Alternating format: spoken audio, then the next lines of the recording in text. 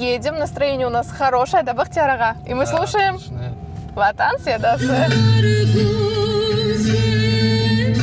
Уже предвкушая, каким будет концерт, эмоции переполняют задолго до. Артисты тоже не исключение. При полном параде проходят по красной дорожке.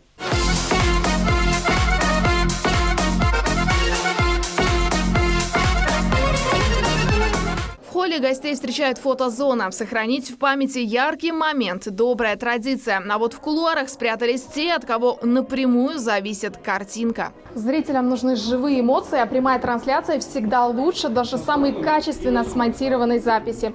Творческий десант наш высадился здесь. Елена Александровна, все ли готово к началу? Да, уже все готово, 5-минутная готовность. 5-минутная готовность. Умело колдуя над кнопочками, создают то, что видит зритель здесь и сейчас. А виновники торжества команда «Ватан седасы» занимает почетные места. Наконец-то коллеги-радийщики не работают, а отдыхают. Чего ждем от концерта, коллеги?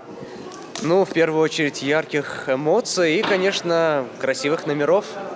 Мы долго готовились, и сегодня мы увидим плоды нашего труда. А гордиться есть чем. 5 лет – это тысячи благодарных слушателей. Сегодня они прильнули не к радиоприемникам. Все внимание на сцену. Песни, танцы и десятки теплых слов. Заслуга радийщиков.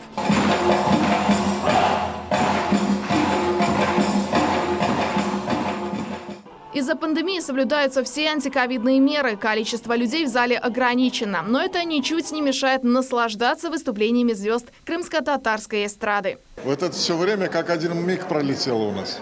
Мы очень рады. Надеемся, что будет дальше продолжение этих концертов. Пусть на нашей родной земле всегда гремит национальное радио. Пусть звучат крымско-татарские мотивы. Желаю всей команде успехов во всех начинаниях. Пусть радио радует нас долгие годы. Так оно и будет. Радио за 5 лет набрало нешуточные обороты и точно не утратит своей актуальности, ведь у «Ватан седасы» есть главное – любовь слушателей. Где бы мы ни были, едем ли мы в дороге, находимся ли дома и заняты какими-то делами, то всегда мы слушаем и слышим этот стук сердца. Дай Всевышний, чтобы «Ватан седасы» было всегда и развивалось на весь Крым и на всю страну.